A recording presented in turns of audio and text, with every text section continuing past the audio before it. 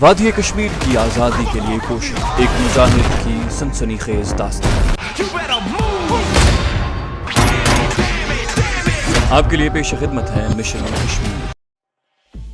पंजाब में गाड़ी पर हमारा हमला नाकाम भी हो सकता है, क्योंकि खालिस्तान की तहरीक और कश्मीरी कमांडोज के खतरे के पेश नज़र असलहे से लदी हुई ये गाड़ी जब भारतीय पंजाब की हुदूद में दाखिल होगी तो उसकी सिक्योरिटी मजीद सख्त कर दी जाएगी। बहुत मुमकिन है कि उसके आगे और पीछे सिक्योरिटी गार्ड्स का एक एक इजाफी डिब्बा लगा दिया जाए, जिसकी छत पर इंडियन गनर मशीन लगाए मोर्चे बनाकर बैठे हों।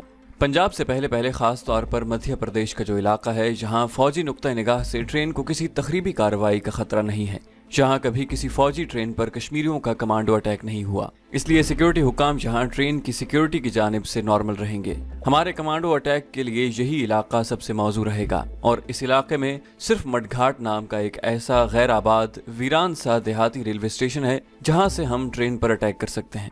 मैंने मडघाट के बारे में मजीद पूछा तो मास्टर स्पाई ने कहा, यह सारा इलाका मेरा देखा हुआ है, तुम उसकी फिक्र न करो, मैं इस मिशन में तुम्हारा साथ दूंगा। मैंने कहा, ट्रेन को तबाह करने के लिए हमें तुम्हारे ख्याल में क्या तरीका इख्तियार करना चाहिए? एक तरीका तो यह है कि हम रेलवे लाइन में 2-3 जगहों पर जबरदस्त धमाके से फटने वाला बम लगा दें।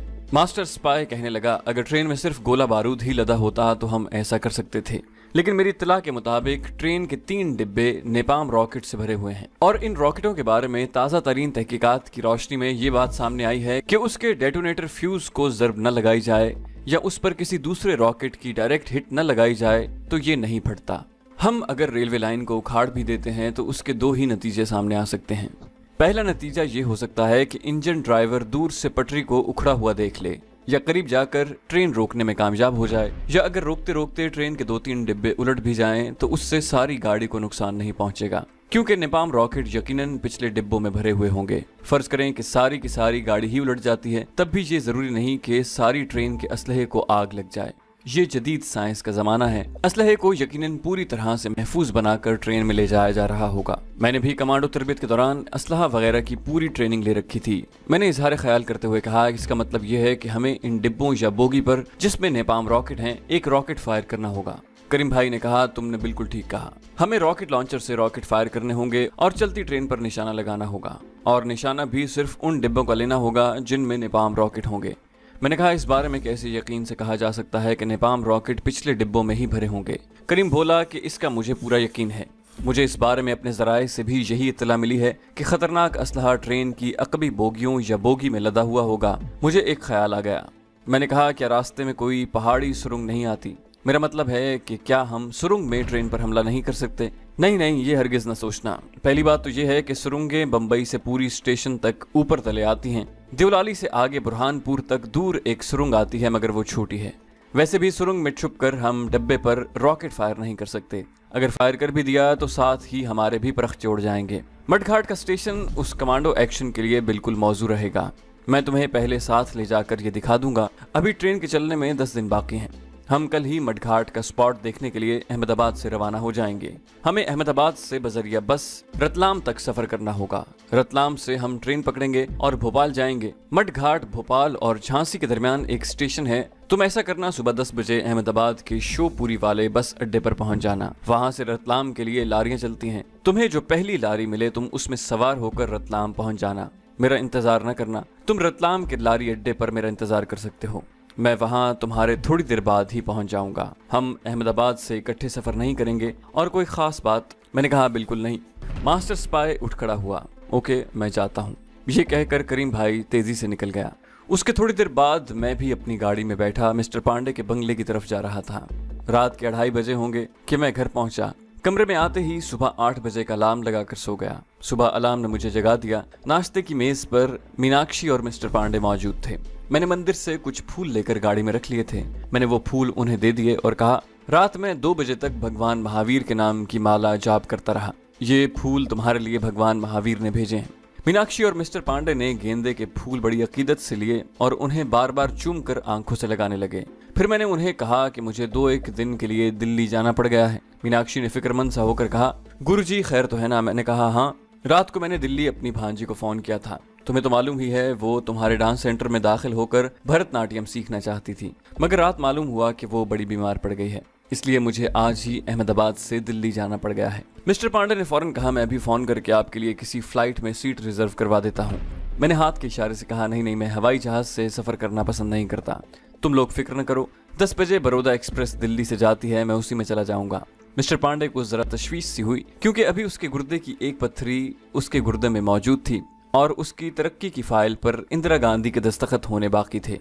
कहने लगे, गुरुजी आप जल्दी वापस आ जाएंगे ना? आप नहीं होंगे तो मुझे तो ऐसे लगेगा जैसे इस घर में से भगवान रूठ कर चले गए हैं। मैंने उसे तसल्ली दी, गोकुलदास तुम्हारा हमारा ऐसा संबंध हो गया है कि ये इस जन्म में तो नहीं टूटेगा। मैं 2-3 दिन से ज्यादा दिल्ली नहीं ठहरूंगा। मुझे भी तो यहाँ महावीर जी के मंदिर में हर रोज हाजिर होकर पूजा पाठ करनी होती है। ये भी एक तरह से मैं एक चिल्ला काट रहा हूँ। मिस्टर पांडे और मीनाक्षी दोनों की तसल्ली हुई। मिस्टर पांडे ने नाश्ते की टेबल से उठते हुए मीनाक्षी से कहा, बेटी तुम खुद गुरुजी को स्टेशन पर छोड़ आना, ड्राइवर के साथ मत भेजना। मीनाक्षी ने फौरन कहा, ठीक है डैडी। जब मिस्टर पांडे अपने ऑफिस चले गए तो मैंने मीनाक्षी से कहा कि मैं अकेला ही स्टेशन जाऊंगा, उसके साथ जाने की जरूरत नहीं है। मीनाक्षी तो मेरे हर हुक्म को भगवान का हुक्म समझती थी। हाथ जोड़कर बोली, जैसे आपकी मर्जी गुरुजी। मुझे मालूम था कि जैसे ही मैं बंगले से बाहर निकला, खुफिया पुलिस का आदमी अपने मामूल के मुताबिक मेरे पीछे लग जाएगा। हाँ, अगर मैं गाड़ी में जाऊं तो वो मेरा ताकुब करने का इतना तरद्दुद नहीं करेगा, क्योंकि अभी तक मैं उनकी नजर में मिस्टर पांडे के घर ठहरा हुआ एक साधु संत ही था। उन्हें अभी मेरे बारे में कुछ भी इल्म नहीं था। वो बस रूटीन में मेरी निगरानी कर रहे थे। चुनाचे मैंने मीनाक्षी से कहा, तुम ऐसा करना कि मुझे स्वामी नारायण के मंदिर छोड़ देना। मैं दिल्ली जाने से पहले वहाँ प्रार्थना करना चाहता हूँ। मीनाक्षी फौरन तैयार हो गई। अभी 10 नहीं बजे थे। मैं मीनाक्षी की गाड़ी में उसके साथ वाली सीट पर बैठकर बंगले से निकला। जाहिर है खुफिया पुलिस वालों ने मुझे देखा होगा, लेकिन गाड़ी में देखकर मेरा पीछा करने का ख्याल दिल से निकाल दिया होगा।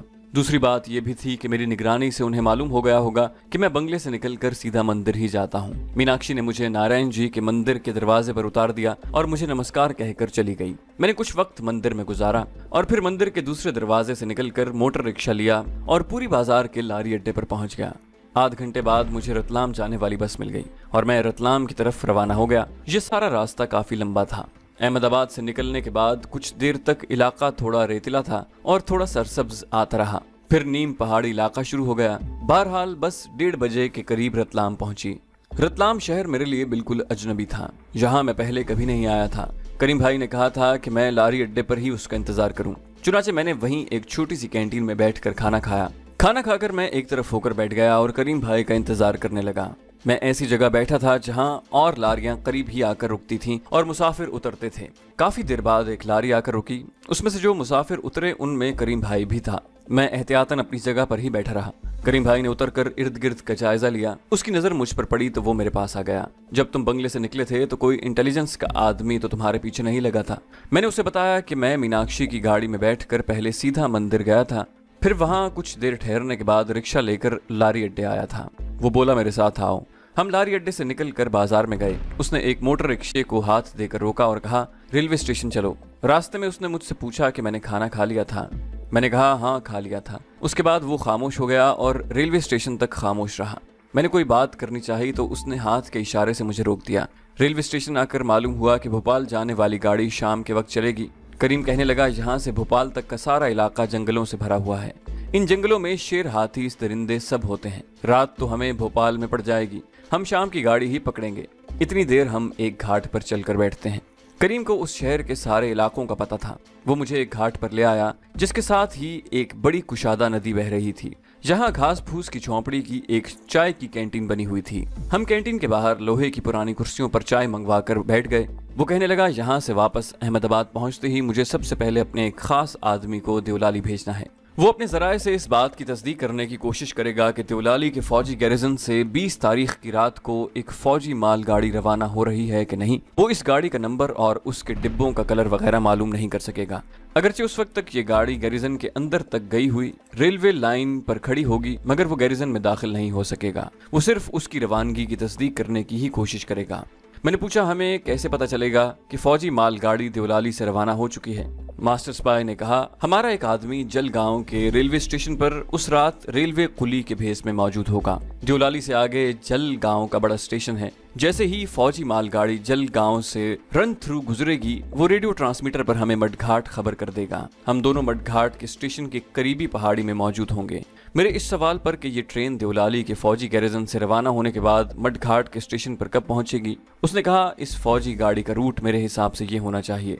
वो देवलाली से जलगांव, भुसावल, बुरहानपुर, होशंगाबाद, भोपाल, झांसी, आगरा और दिल्ली से आगे 2 रूट हो सकते हैं। एक रूट पानीपत, करनाल की तरफ से जालिंदर और दूसरा रूट मीरठ, अंबाला, लुधियाना और जालिंदर से पहुंचकर इसी गाड़ी को होशियारपुर से होते हुए जम्मू तवी पहुंचना है। अगरचे ये गाड़ी किसी स्टेशन पर नहीं रुकेगी, इसका सफर रन थ्रू होगा, लेकिन किसी जगह थोड़ी देर के लिए पानी वगैरह लेने के लिए रुक सकती है।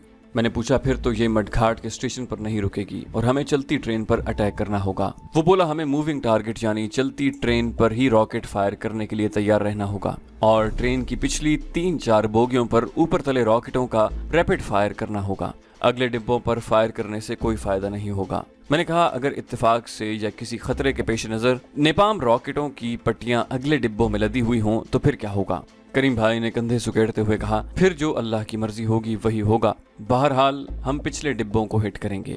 जब मैंने ये सवाल किया कि हमारे पास रॉकेट लॉन्चर और रॉकेट कहाँ से आएंगे, तो मास्टर स्पाई और पाकिस्तान और इस्लाम के सच्चे आशिक करीम भाई ने कहा हिंदुस्तान की हिंदू हुकूमत मुसलमानों की जानी दुश्मन है। वो हिंदुस्तान से हमारा नामो निशान मिटा देना चाहती है। इसके लिए वो बाकायदा एक प्रोग्राम बनाकर उस पर अमल कर रही है। हिंदुओं का अपना तो कोई दीन मजहब नहीं है। वो हिंदुस्तान की नई नस्ल के मुसलमान नौजवानों को हिंदू बनाने की मजमूम कोशिश कर रही है। इसके अलावा हर महीने किसी न किसी शहर में हिंदू मुस्लिम फसादात कराए जाते हैं और मुसलमानों को बेदरेग मौत के घाट उतारा जाता है। हिंदुओं के इन नापाक अज़ाइम के खिलाफ हम भारतीय मुसलमान अपनी बका की जंग लड़ रहे हैं, मगर हमारी जंग खुफिया जंग है। इस जंग की हिकमत अमली ये है कि हम अपने बच्चों को ज़्यादा से ज़्यादा दीनी तालीम की तरफ ला रहे हैं और उनको हिंदू हुकूमत के इस्लाम दुश्मन अज़ाइम से आगाह कर रहे हैं। अब मैं तुम्हें ये बताता हूँ कि इंडियन मिलिट्री ट्रेन को उड़ाने के लिए रॉकेट कहाँ से आएंगे।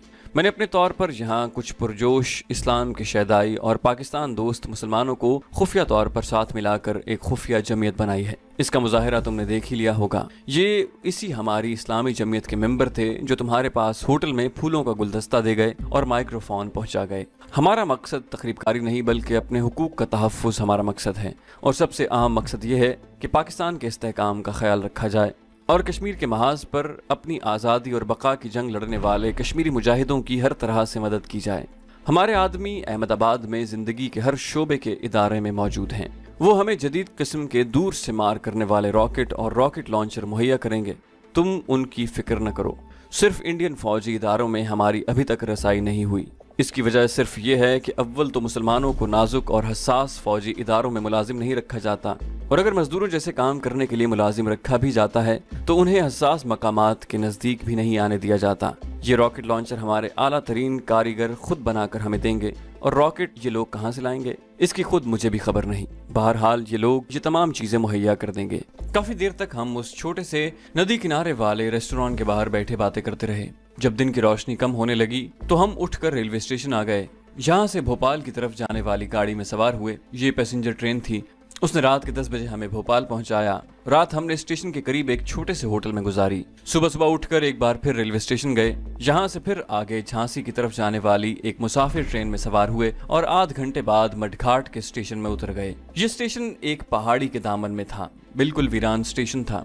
मुसाफिर गाड़ी रुकी तो उसमें हमारे अलावा सिर्फ एक मुसाफिर उतरा जो थोड़ी देर के बाद नजरों से ओझल हो गया। प्लेटफॉर्म पर स्टेशन के अमले का सिर्फ एक आदमी नजर आया जो स्टाफ के कमरे के बाहर हाथ में सब्ज और सुर्ख झंडियां लिए खामोश खड़ा था। गाड़ी ने सीटी दी तो उसने सब्ज झंडी लहरा दी। गाड़ी छक छक करते स्टेशन से निकल गई। उस आदमी ने हमारे टिकट चेक किए और बोला कहाँ जाओगे। करीम भाई उस इलाके का वाकिफ था। उसने किसी जगह का नाम लेकर कहा कि वहाँ जंगल की कटाई हो रही है, वहाँ जाएंगे। टिकट चेकर ने कहा कि ध्यान से जाना, आजकल उधर एक आदमखोर शेर आया हुआ है।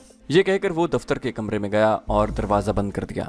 करीम भाई मुझे साथ लेकर प्लेटफॉर्म के शुमाल की तरफ चल पड़ा। कहने लगा मैंने तुम्हें कहा था ना, ये जंगल बड़े खतरनाक हैं। ये हिंदुस्तान के वस्ती पहाड़ी जंगलों का इलाका है। ये खतरनाक घने जंगल आगे झांसी से लेकर नजीबाबाद की पहाड़ियों तक फैले हुए हैं। हम बातें करते प्लेटफॉर्म के आखिरी सिरे तक आ गए, जहाँ से हमने एक टीले की चढ़ाई चढ़नी शुरू कर दी। मैंने इर्द गिर्द का जायजा लिया। दूर दूर तक उनकी रोशनी में भूरे रंग की ऊंची नीची पहाड़ियां फैली हुई थीं। इन पहाड़ियों के दामन और ढलाने दरख्तों से ढकी हुई थीं। करीम भाई कह रहा था इस मडघाट नाम के वीरान रेलवे स्टेशन पर रेलवे मुलाजिम भी आने से गुरेज करते हैं। जिससे दुश्मनी लेनी हो उसको यहाँ तब्दील कर दिया जाता है। स्टेशन पर कोई कोई मुसाफिर ट्रेन ही रुकती है। मैंने भोपाल से टिकट लेने से पहले दरियाफ्त किया था कि ये ट्रेन मडघाट रुकेगी या नहीं। जब टिकट बाबू ने बताया कि गाड़ी मडघाट रुकेगी तो मैंने टिकट लिए थे।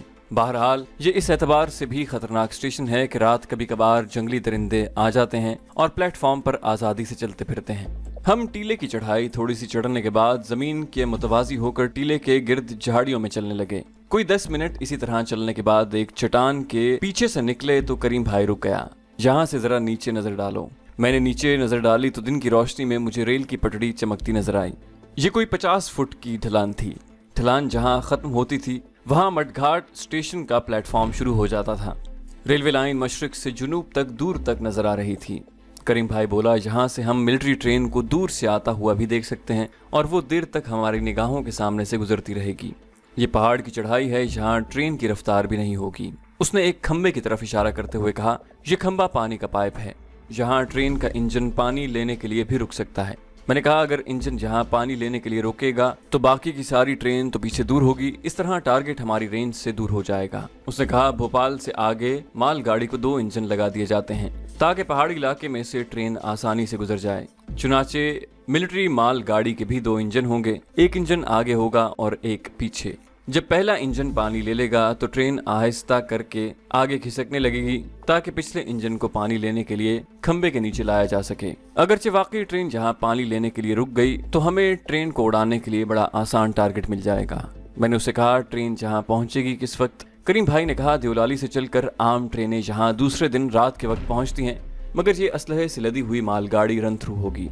मेरे अंदाजे के मुताबिक ये दूसरे दिन शाम के वक्त पहुंची तो इससे कोई फर्क नहीं पड़ेगा। जहां प्लेटफॉर्म के खंभों पर बिजली के बल्ब रोशन होंगे, हम गाड़ी पर रॉकेट फायर कर सकेंगे। ट्रेन पर हमला करने के लिए इस रेलवे स्टेशन को मैंने इसलिए चुना है कि देवलाली से झांसी तक सारे रास्ते में इससे ज्यादा दूर उफ्तादा वीरान और बेनामो निशान स्टेशन और कोई नहीं है। फिर ये चारों तरफ से छोटी छोटी पहाड़ियों और चट्टानों में घिरा हुआ है। हम ट्रेन उड़ाने के बाद आसानी से रुपोश हो सकते हैं। आसपास कोई पुलिस स्टेशन या कोई फौजी गैरिजन भी नहीं है। तीसरी बात यह है कि इस स्टेशन पर रेलवे का अमला भी 2-3 आदमियों का ही होता है। यहाँ कोई कुली भी नहीं। ये सारी बातें हमारे मिशन के लिए बड़ी मौजू और फायदेमंद होगी। इसीलिए मैंने इस स्टेशन का इंतखाब किया है। झांसी से आगे नीम पहाड़ी और नीम मैदानी इलाका शुरू हो जाता है। एक तो वहाँ हर स्टेशन के आसपास आबादियां हैं, दूसरे वहाँ ट्रेन की रफ्तार और भी तेज हो जाती है। यहाँ तो माल गाड़ियाँ रींग रींग कर चलती हैं। हाँ, अगर रन थ्रू गाड़ी हो और उसको 2 इंजन लगे हों तो उसकी रफ्तार जरा और तेज हो जाती है। मैंने एक तरबियत याफ्ता कमांडो की हैसियत से इस जगह का जायजा लिया।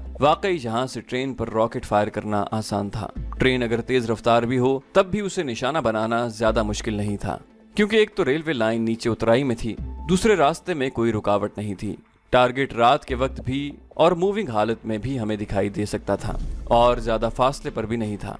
मैंने अपने मास्टर स्पाई से पूछा, अगर हम टारगेट हिट करने में कामयाब हो जाते हैं तो यहाँ से हमारे फरार की क्या सूरत होगी? करीम कहने लगा, मेरे साथ आओ, मैं तुम्हें वो रास्ता दिखाता हूँ जहाँ से हम फरार होंगे। हम वापस टीले की ढलान उतरने लगे। मैंने कहा, हम यहाँ किसी पहाड़ी गार में भी रात को छुप सकते हैं। वो कहने लगा, असलहे से भरी हुई एक फौजी ट्रेन की तबाही के साथ ही इस सारे इलाके को फौज अपने घेरे में ले लेगी और फौजी कमांडो सुधाए हुए कुत्तों के साथ तखरीबकारों की तलाश में निकल जाएंगे। हम जंगल में अगर किसी शेर की कछार में भी छुपे होंगे या जमीन के अंदर भी छुप कर बैठे होंगे तो कमांडो हमें पकड़ लेंगे। ट्रेन उड़ाने के बाद हमें फौरन इस इलाके से निकल जाना होगा। मैं तुम्हें वो इलाका दिखाना चाहता हूँ जहाँ से हम फरार होंगे। पहाड़ी टीले से उतरने के बाद हम दरख्तों के घने झंड में आ गए। जहाँ जमीन हमवार थी, घास के बीच में एक पतली सी पगडंडी बनी हुई थी। इस पगडंडी पर से गुजरते हुए हमें स्याह और भूरे रंग की चट्टानों के दरमियान आ गए। उसके थोड़ा आगे एक दरिया बह रहा था। दरिया का पार्ट ज्यादा चौड़ा नहीं था। उसके दूसरे किनारे के दरख्त बिल्कुल साफ नजर आ रहे थे, मगर दरिया का बहाव तेज था। करीम ने कहा, हम यहाँ आकर दरिया पार करेंगे। यहाँ हमें कोई कश्ती वगैरह नहीं मिल सकेगी, हमें तैर कर दरिया पार करना होगा। क्या दूसरे किनारे पर हम महफूज होंगे? क्या इधर इंडियन सिक्योरिटी पुलिस के आदमी नहीं आ जाएंगे? करीम ने कहा, दरिया के दूसरे किनारे कोई 2 फरलांग के फासले पर एक गांव है। इस गांव के दरमियान से भोपाल जाने वाली सड़क गुजरती है। उस सड़क पर रात के वक्त सब्जियों, फलों और डीजल तेल ले जाने वाले ट्रकों की ट्रैफिक तकरीबन सारी रात जारी रहती है। हमें किसी न किसी ट्रक में लिफ्ट मिल जाएगी। अगर लिफ्ट न मिली तो हम वहाँ से आगे जाने का कोई दूसरा इंतजाम कर लेंगे। बहरहाल यहाँ से फरार होना हमारे लिए ज्यादा मुश्किल नहीं होगा। हम कुछ देर दरिया के किनारे के पास बैठ गए। बड़ी खुशगवार हवा चल रही थी। करीम कहने लगा, अगर कोई हादसा हो जाए और हम एक दूसरे से बिछड़ जाएं तो ये बात याद रखना कि तुम्हें हर हालत में इस दरिया को जरूर पार करना होगा, क्योंकि दरिया पार करने के बाद ही तुम भोपाल जाने वाली सड़क पर आकर वहां से भोपाल या किसी दूसरे शहर जा सकोगे। मैंने इस सारे इलाके का नक्शा अच्छी तरह जहन में बिठा लिया। कुछ देर हम वहाँ अपने मंसूबे के बारे में गुफ्तगू करते रहे। उसके बाद उठकर दूसरी तरफ पहाड़ियों में से होते हुए मडघाट के स्टेशन पर आ गए। यहाँ से कोई 1 घंटा पहले हमें मुसाफिर ट्रेन मिली जो आगरा से आ रही थी। उसमें बैठकर हम वापस भोपाल आ गए। भोपाल से हम शाम के वक्त एक एक्सप्रेस ट्रेन में सवार हुए और रतलाम पहुंचे। वहां से दूसरी लारी में बैठे और रात के 11 बजे अहमदाबाद पहुंच गए। तो दोस्तों, ये थी हमारी आज की एपिसोड। उम्मीद करते हैं आपको हमारी कहानी पसंद आई होगी। जाने से पहले इस वीडियो को लाइक कीजिए और शेयर करना मत भूलिए। कमेंट करके हमें बताइए कि आपको हमारी वीडियो कैसी लगी, और अगर अभी तक आपने इस चैनल को सब्सक्राइब नहीं किया तो इसे सब्सक्राइब कीजिए और बेल आइकन दबाकर ऑल नोटिफिकेशंस ऑन कर लीजिए।